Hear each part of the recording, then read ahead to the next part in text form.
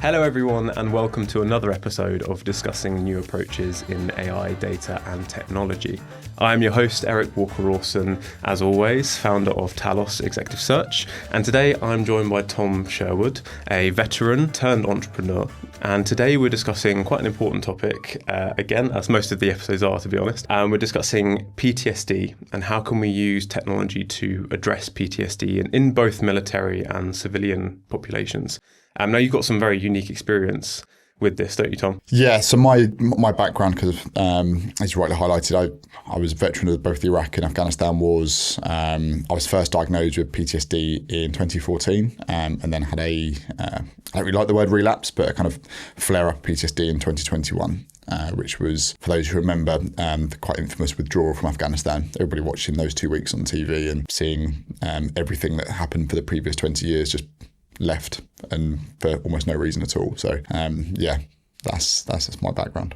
I mean, that must have been, again, very hard to deal with at the time. I suppose it does lend itself quite naturally to the topic we're discussing today. Because, I mean, I think when you think of PTSD, at least I do definitely, it tends to be post-World War II, post-World War I as the areas that often get talked about, or it doesn't necessarily get put into the context of how bad it is today. So I suppose what are some statistics or data that you have from doing your work now with PTSD that might be shocking for the audience to put this into context of how big an issue this is? Well, I think it's quite misunderstood.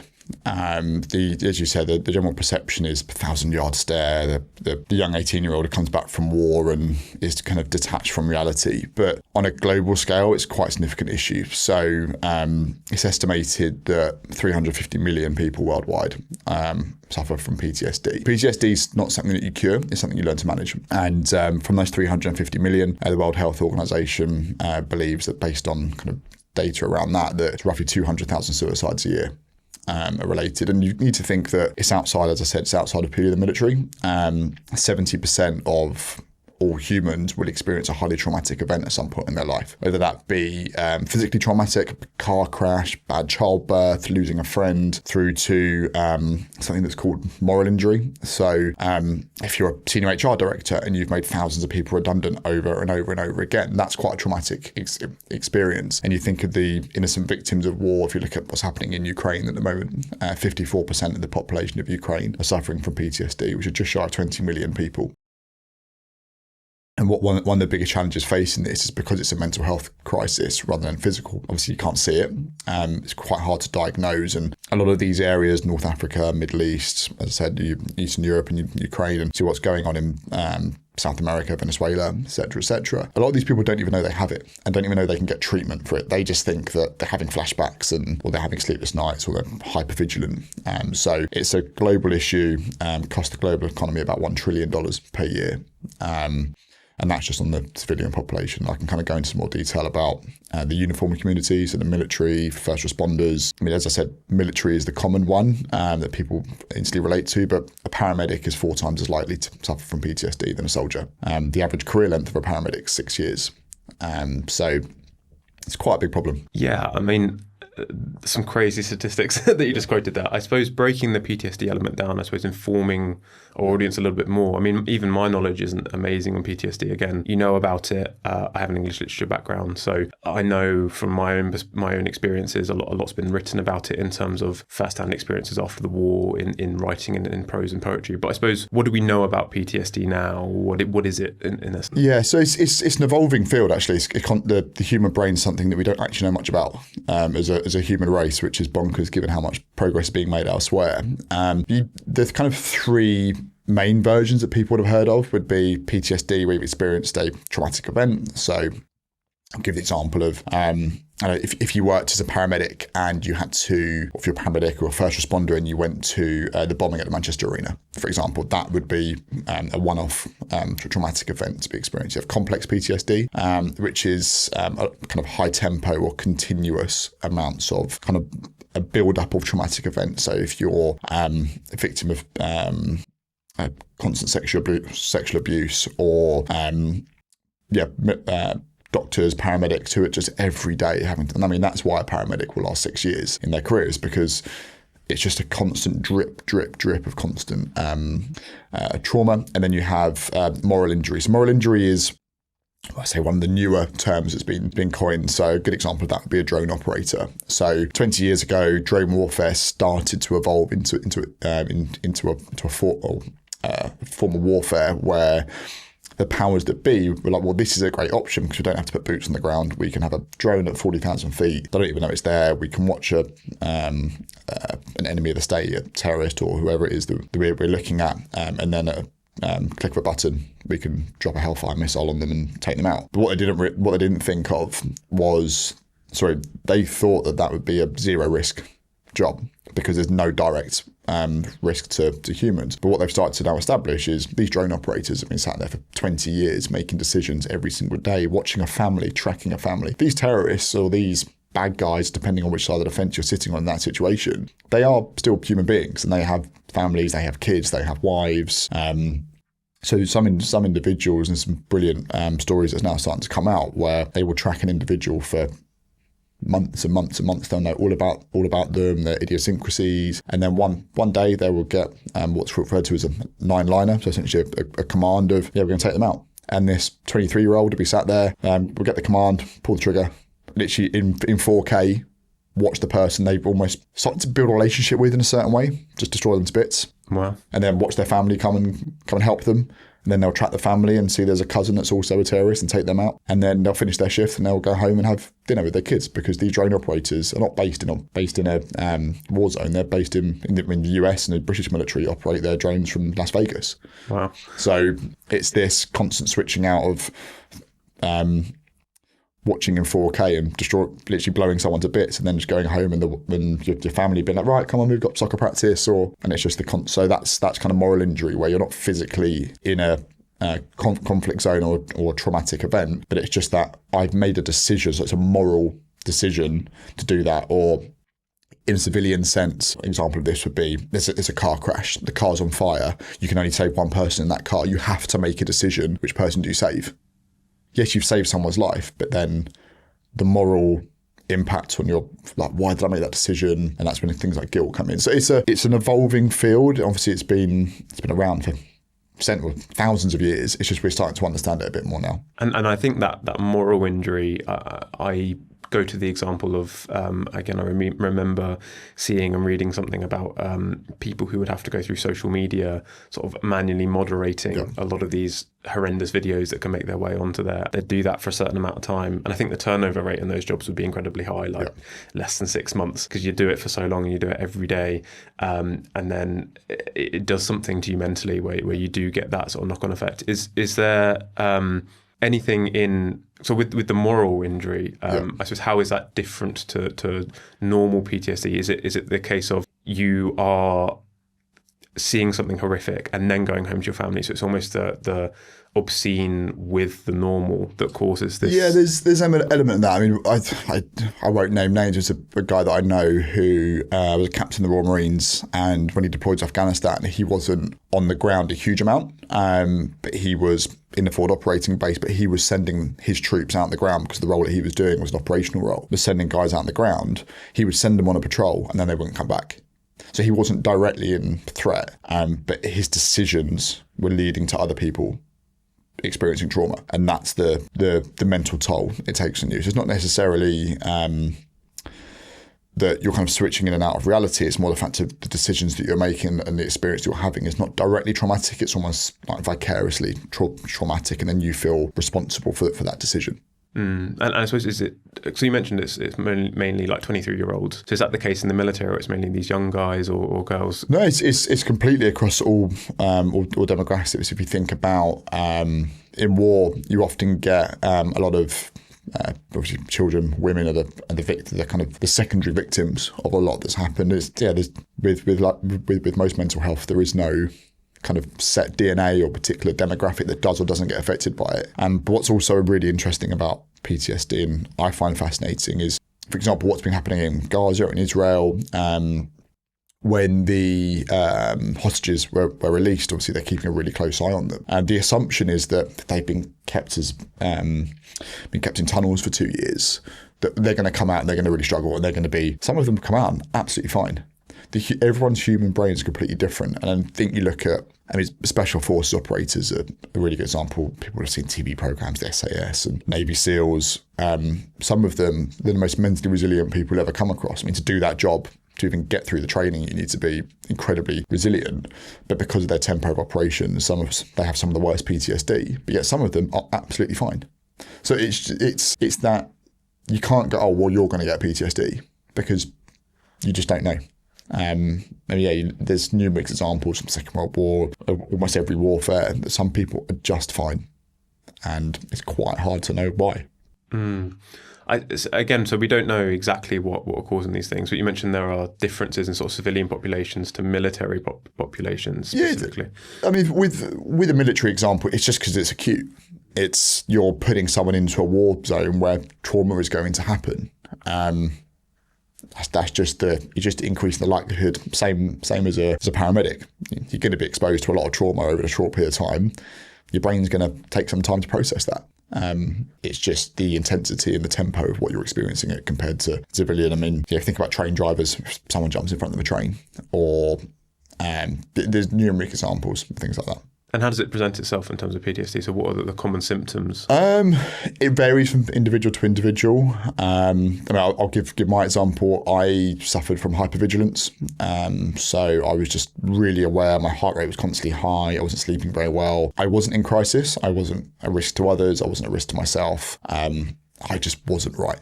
My brain wasn't processing what it was. And the fact it was a 4-year gap, so I left the military in December 2010. It wasn't until 2014 that I was diagnosed with PTSD. For the first 4 years, I was fine. I thought I was fine. I had no reason to think I wasn't. And then, just started to suffer. And I called Help for Heroes, the charity, and they were able to provide me with 12 sessions of therapy. Amazing. And did that help run you through? So would you recommend that to other people as well? Yeah, 100%. Definitely, whenever something's not right, reach out. That's just a general thing. One of the biggest issues with PTSD, especially in men's mental health, and actually around stigma, one of the big things about trauma is sometimes stigma is the biggest thing. So victims of sexual trauma, for example, is they don't want to relive that experience. So speaking about it is part of the challenge. I know a lady who was a victim of military sexual trauma. So this is a scandal that's going to come out at some point. It's already started to bubble away. Militaries all over the world where female soldiers are sexually assaulted, sexually abused, sexually harassed. And then when they go and get help, they will sit in front of a ex-sergeant major male and have to try and explain to them how they were a victim of sexual trauma, which means they're burying it and they're not talking about it, which is where technology comes into it. But yeah, I think always reach out straight away. There's absolutely no shame, no stigma at all.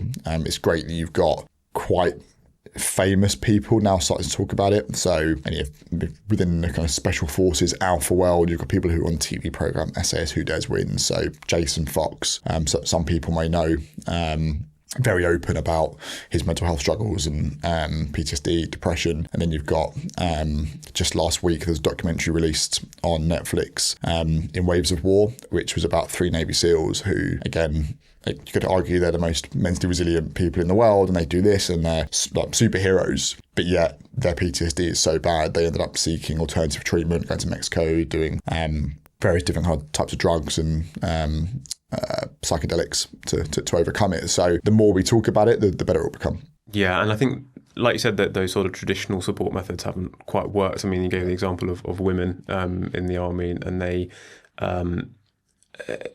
again, you can see why that system isn't quite working as well, and why, I suppose you might say, and especially from your point of view, where you're building something to combat this with technology. Are there other support systems that don't work as well to support this? I think what's really interesting is, so therapy or treatments, if you were to get 1,000 people in a room, all have PTSD, and apply exactly the same treatment to all 1,000, only 50% of that will be effective. Of the remaining 50% that is not effective, there's 15% of those, there's a chance it might actually be counterproductive and actually make it worse. So it's about finding the right treatment for that individual. In my example, cognitive behavioural therapy, so CBT, worked for me. I only needed a couple of sessions because I'm a hyperthinker. I'm always overthinking everything.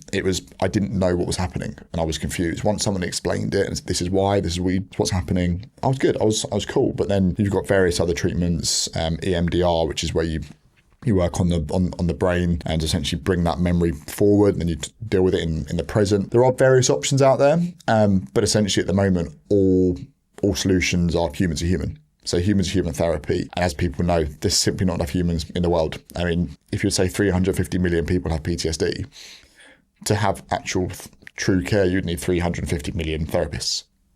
It's just not scalable, and it's not helpful. And these organisations, the charities, the NGOs, governments, they do their best.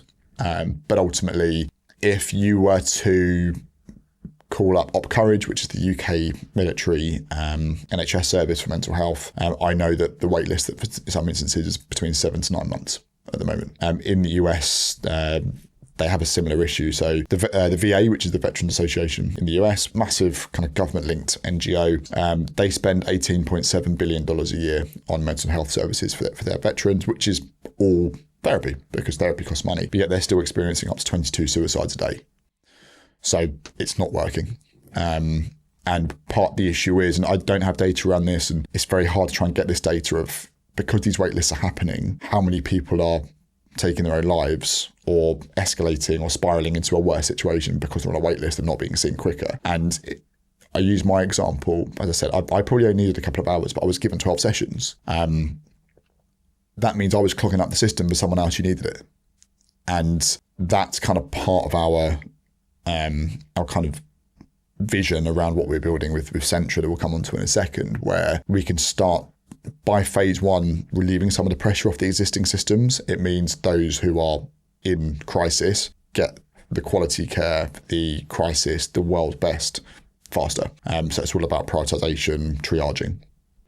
So is it a case of enhancing the systems that are already there with the technology? 100%. Phase one for us, and I'll kind of talk about phase one, phase two in a second, but phase one for us is essentially enabling better care, because at the moment, I mean, we've got some brilliant people we're working with, and it's been really, really quite humbling, some of the people I've got to work with with Sentra. These people will do everything they can. I mean, I was speaking to a lady a couple of weeks ago. She set up a charity for police officers who are being investigated for very dubious claims about, this police officer did this or police officer did that. Obviously, they're getting hammered in the press at the moment. They're taking their own lives because of they're under investigation for something that they had nothing to do with. She's doing it completely unpaid, and she's getting about an hour's sleep a night because her phone just won't stop ringing.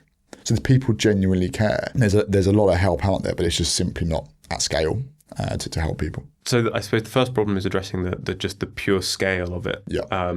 So that's phase one. I mean, how overall, so including these sort of phase one and phase two, how are you implementing sort of data and AI and technology to be able to tackle these issues? I suppose both as a preventative measure, because I'm guessing you need to sort of try and treat it at a preventable measure, and then also as a symptomatic measure as well, you know, when people are addressing these symptoms. Yeah, so you're absolutely right. Prevention's far more effective than cure. We know that. And unfortunately, up until now, PTSD has only ever been treated. It hasn't been prevented. And there's still an element of unknown with this and trying to look at the preventative, but a lot of that will come down to understanding. And kind of, it's a completely normal reaction for your body to be slightly out of sync if you experience something slightly traumatic, because the brain is processing it. It's completely normal. So the way that Sentra works in phase one is we built a conversational solution, completely designed and built around trauma frameworks. It's private, it's available 24/7, it's completely personal to you and fully encrypted. So compared to other mental health products, so Slingshot AI, which are an organisation out in New York, they've actually just pulled out of the European market because of EU's data regulation. So you can kind of read into that how you like. But data harvesting is always an issue, especially sensitive data, because we did a previous episode on healthcare and patient data should be a very closely protected and guarded resource, especially if you're using it. I mean, obviously, if you have access to HIPAA, I think, and things like that, you know, you have to go through loads of hoops and things to be able to jump through to get access to that data in the first place if you want to use it in some way. So that's the challenge of the likes of Slingshot, is Slingshot train their model on your therapy. So every time you speak to it, it uses that to retrain its model. So that's why they pulled out the EU. Very clever technology. They've raised $97 million. They're clearly doing something right. But I suppose the question to be raised there around, it's a free product. So what is the product? So how are they monetizing it? BetterHelp got fined $7 million for selling personal data to advertisers. So this is why our approach is completely private and the user has full sovereignty over their data. As a user, they sign up to Sentra. At the moment, we work purely through NGOs. You can't, as a consumer, you can't get access to it.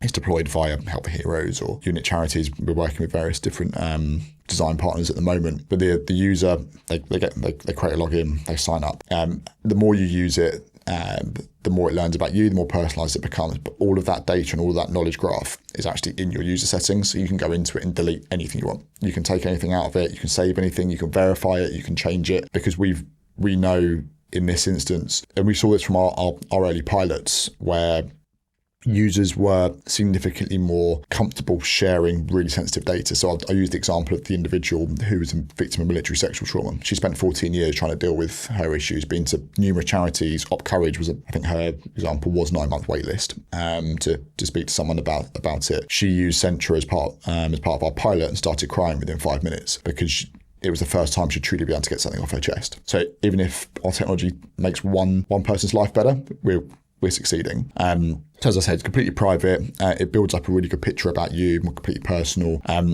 It's fully encrypted on servers. Myself and the team don't have access to that. We can't see that. As an individual, it kind of grows and grows and grows. In the back end, we have a number of agents that are looking at the information constantly. So one of the big issues with using conversational AI in mental health, I'm sure everyone's seen the horror stories of people falling in love with ChatGPT. There's an example a few weeks ago where an individual in America, a teenager, was self-harming, and the OpenAI's safeguarding initially was quite good, but it's so set up to tell you what you want to hear that after a while you can almost game it.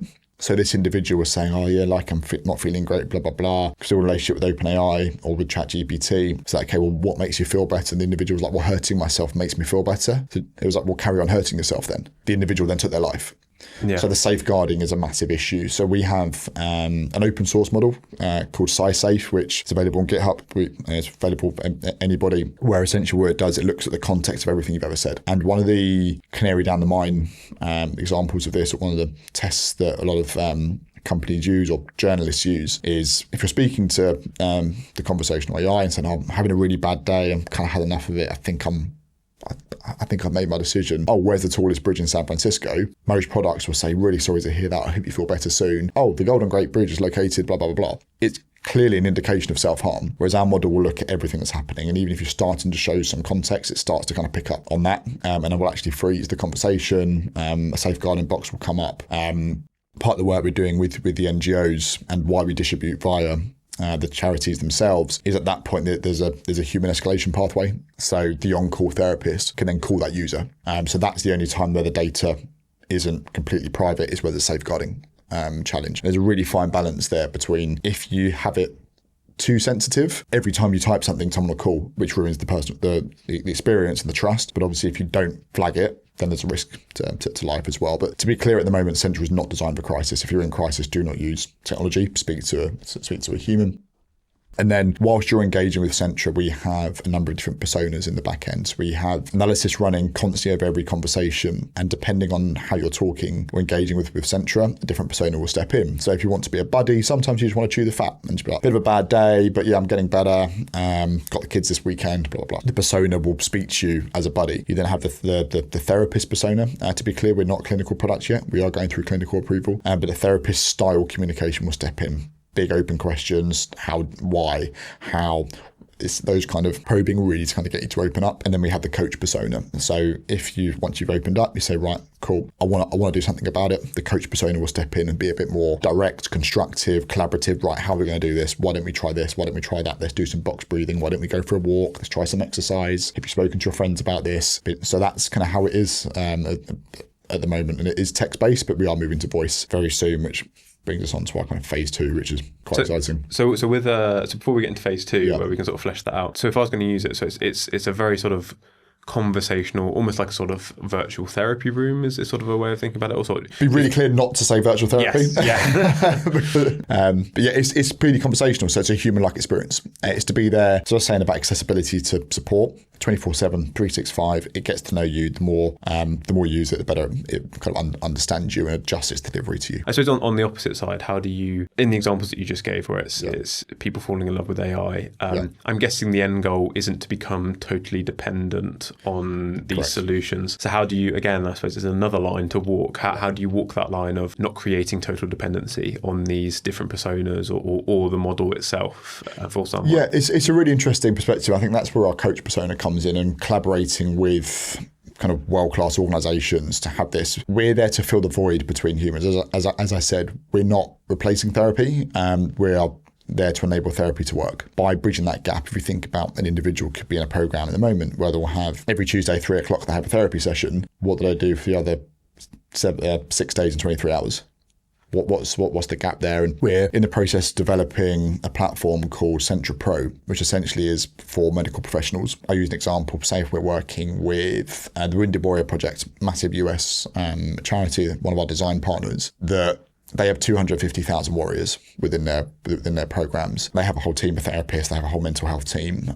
If they've got 10,000 users, hypothetically, all using Sentra, and they're in programs with therapists, that individual, that therapist can request access to an individual's Sentra history. So this is where you're talking about the data and the quality of data and the protection. It's fully encrypted. It's fully private, unless a medical professional. They're the only people who can request access to it. But even then, I don't make that decision. The user gets that decision. So if I'm the user and I've got a therapy session on Friday with Dr. Smith, I will get notification saying Dr. Smith, because we set it up with Warrior Project, from Wounded Warrior Project, has asked to see your Sentra history prior to your meeting on Friday. That doctor or that professional who's regulated, licensed, obviously aligns to all of the data practices, can request access. They get summarization, they get trigger points, they get history. So when I start that first therapy session, the speed of care is really fast, and essentially Sentra then becomes a conduit between the human and the human. So post-session, therapists can say, right, this week we're going to work on these activities or these exercises, and they can then on the Pro platform add this treatment or these processes into Sentra, and it's delivered in a personalised way to that individual throughout the week, and then it almost becomes a channel of communication between two humans. And even, I suppose, a nod to doing the activities and things like that. So, again, where my mind going to, you've got an activity to do during the week, it can almost check in saying, like, have you done the activity today? How did you find it? It's a way of easy data collection. I think, again, it's often, no one wants to fill out a form. I hate filling out forms. I think everyone hates filling out forms. Everyone hated homework probably when they were growing up. But I suppose if you can just, especially with things like ChatGPT, where conversational AI is becoming more the norm now, conversational AI is sort of overtaking search in some areas and things like that. So I suppose, is it meant to be like ease of access into just getting these things done? 100%. Yeah. So I spent a few years at Snapchat a while ago, and their design philosophy is open to camera.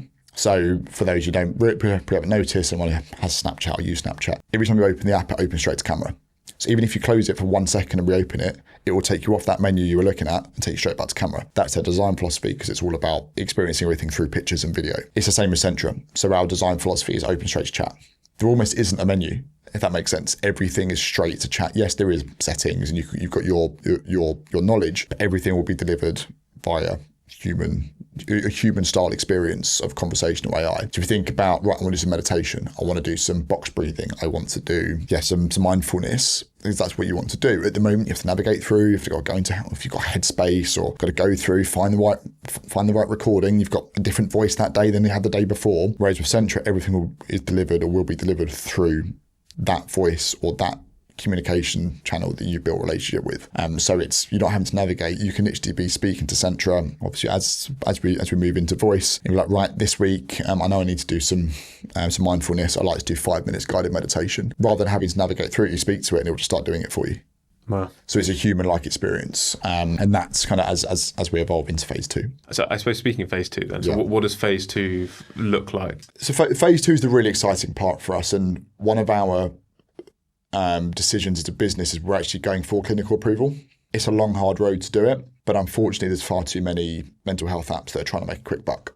They're trying to make money now. I use Slingshot, Headspace, etc., etc. They're spinning out products without thinking about the user or the longer term clinical impact. So we are going through clinical approval. It takes about 18 months, about £250,000 to do that.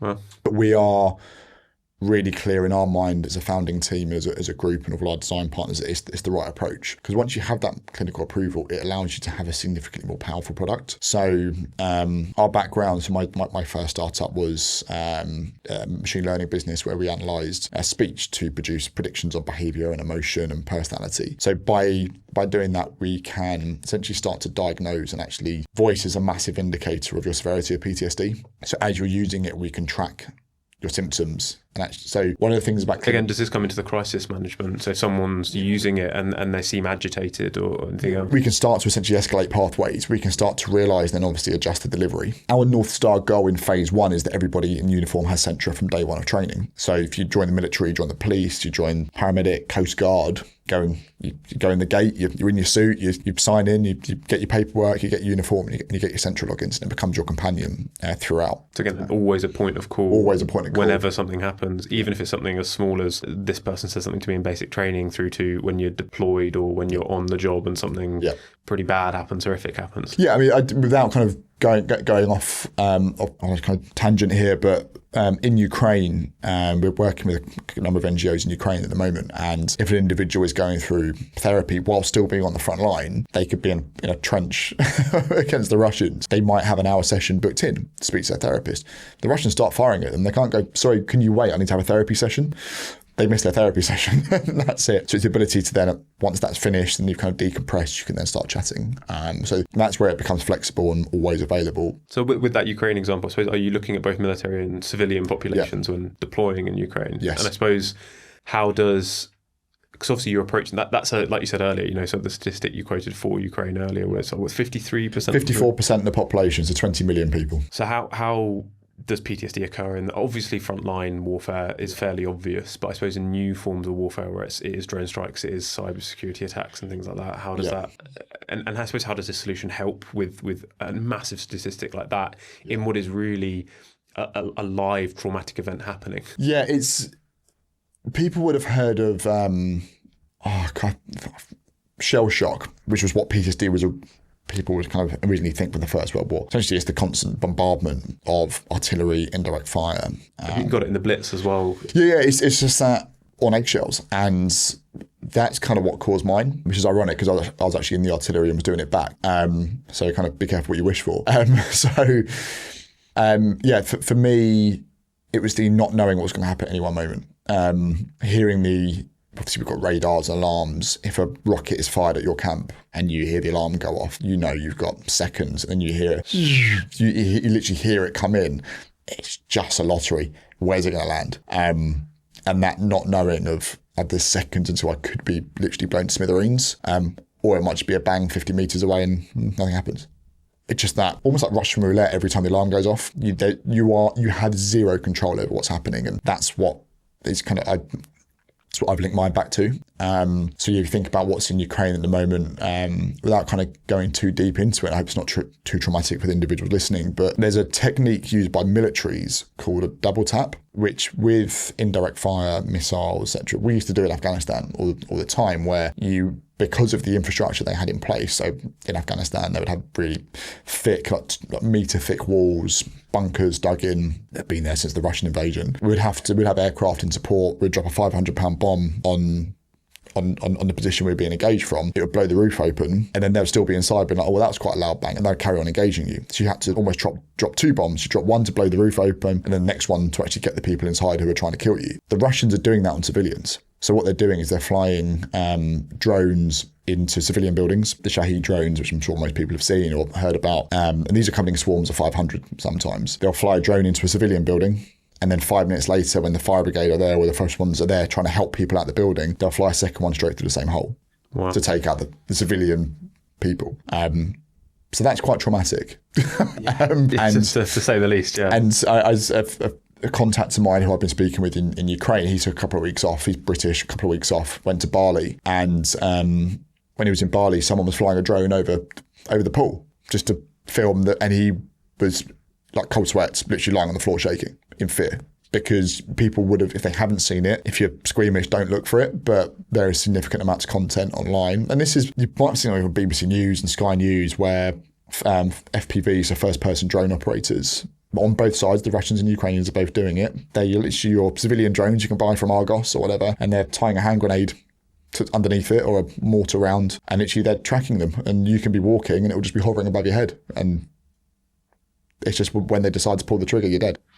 And the mental toil that puts on people, knowing that someone is in full control of your life. And it's almost because again, viewing it in suppose traditional artillery versus it almost, although the technology, you often equate technology with having less interpersonal elements, it almost seems more personal, these attacks, in a way as well, because that there is someone looking on the other side. So again, it almost seems like a personal attack, like the examples that you gave earlier. You're deliberately targeting someone. I suppose how then are you deploying? So how would you deploy something like phase 2, where you are expanding it into something like this, where there is a lot happening and lots of different types of trauma, both civilian and military? Yeah. So phase 2 is what's really exciting to us, is where we're kind of looking to pioneer this cognitive vaccine. So as I said, we still have a lot of research coming out. How can you actually prepare the brain to, when traumatic event happens, not dumb it down per se, but to understand it. If we can get Sentra in the hands of people before they deploy. So one of the pilots we're looking at doing in collaboration with the UK Military Defence is the UK, as part of NATO, have a forward deployment in Estonia, and that is where they send a whole battle group. So a battle group is a battalion of infantry, artillery support, tanks, medics. The full battle group is kind of exactly what it says in the tin. We're looking at trialing Sentra by giving it to them 2 months before they deploy on their kind of build-up training, as they know they're going to say goodbye to their families during their 4 to 6 month deployment, and then when they come back, and actually looking at the user data throughout that. But yeah, one of the most dangerous things about war is how quiet it can be. It's when you're sat there with your thoughts. And certainly when I was away in Afghanistan, you would every day you went on patrol, you're probably getting in a scrap in some way. But then you'd come back and you'd clean your weapon, you'd clean your kit, you'd make sure your batteries and your radios are charged, all that kind of admin stuff. You go to the gym and you sit around for hours watching DVDs with your mates because there's nothing to do. And boredom is then what plays on the mind. So by deploying Sentra and kind of filling that void, that's kind of what we're looking at as well. I suppose on the opposite side with the civilian population, it's you'll have a drone attack and then you've got to go to work, go to school the next day in whatever capacity. Yeah. And it's then back to the normalcy on the civilian side as well, in an active war zone. It blows my mind what those guys are going through. So yeah, phase 2 is where we're looking to, and I don't believe the technology is there yet. I know Slingshot are pushing towards this, and I have a huge amount of respect for the work they're doing, especially kind of forging the path here. Technology has the capability in the future to replace a large chunk of low-level therapy. So as I said, for me, I probably could have done with 1 hour with an adult, with a human. Preferably an adult. Yeah, preferably an adult. I mean, if my 6-year-old was my therapist, I'd be slightly confused. Yeah. 1 hour with a professional, and then a human-like experience in Sentra can fill that void. And therefore, this is where it comes into relieving that pressure. We believe that technology can probably pick up the slack of about 80 to 85% of therapy when it's ready. It's not ready yet. How soon do you envision it being ready? So looking to the future, almost what's the end goal of this? Yeah. Where do you want it to be? So I don't want to sound like Google or OpenAI and overpromise, underdeliver when it comes to generative AI at the moment. AGI is not as close as they say. Even defining, I mean, we've talked about this on the podcast before, even what is AGI? We don't even know how to define it, let alone actually get there. I think that a couple of years, a lot of it's going to come down to trust. And I think there's this unknown around tutoring about relationships and becoming dependent on it because of things like 11 Labs. So 11 Labs voice capability is just out of this world. Very, very convincing in its mannerisms, idiosyncrasies, the delivery, the tones. It's amazing. But at what point do you actually, as an individual, go, hang on a minute, no, this is just a machine? Or is that a bad thing? Or is that a good thing? We genuinely don't know as a society of individuals building relationships with machines, kind of similar to the drone warfare from 20 years ago. We didn't anticipate the problem it's now caused. Do we actually know today that will it be a positive or negative outcome? There's going to be a balance of both, and what outweighs what. So I think there's a lot to learn on both a technical perspective, but also societal and sociology and understanding human behaviour around it as well. I mean, like I said before, I think, again, very recently on previous episodes, I don't think we're ready as a society for the impact that AI will have. We're not culturally mature enough to even predict what these things will happen. Yeah. But again, it seems like the issue of PTSD is increasing rather than decreasing, almost as a direct result because of the previous technological advances, like drone warfare, even cybersecurity to a degree. We haven't touched on it much, but there's elements of crashing economies and very if you're a cyber attack, that can be pretty traumatic as well. So it's almost just the potential bad outweigh the good it could do, or again, it's one of those difficult questions. You could argue about social media, right? It's probably the biggest elephant in the room of social media has connected the whole planet to instant information. Yet, has it been a positive impact? I mean, I saw a really interesting, I can't remember who was saying it, but 25, 30 years ago, I mean, I'm in my late 30s now. In the 90s, it was, don't go out on the street, teenage pregnancies, smoking in the park, drinking in the park was the biggest concern of parents. Now that's all gone away, or predominantly gone away. The concern now is my child hasn't left their bedroom for 36 hours, where they're being radicalised. I mean, Axel Rudberg, the chap who did the Southport attacks, he was locked in his bedroom being radicalised. If he was out in the park, would that have happened? I don't know. I'm not giving an answer anyway on that.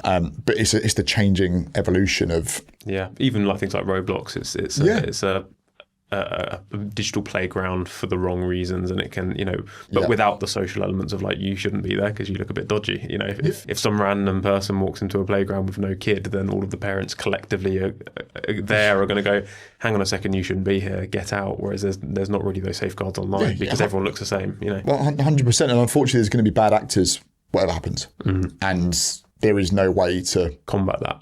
There's always going to be scumbags in the world, to put it bluntly. But is that the way that you're combating that with the clinical side, to trying to implement? So we are, and I think it probably comes from my military background. The individuals in the teams, we've got ex-military, we've got PhDs in the team. None of us have kind of got to where we have by taking the easy choices. And I think you have to take the hard choices to do things properly. And unfortunately, too many technologies are cutting corners. Yeah.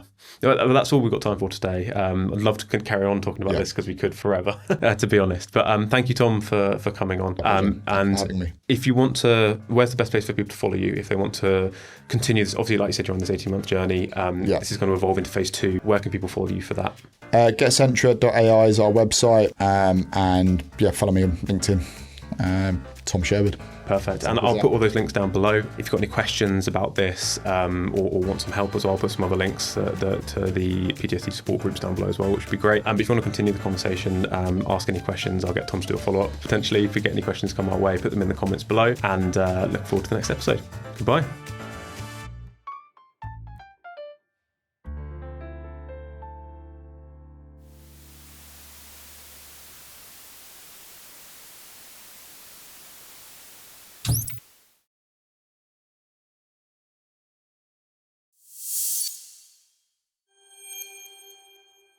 Talos.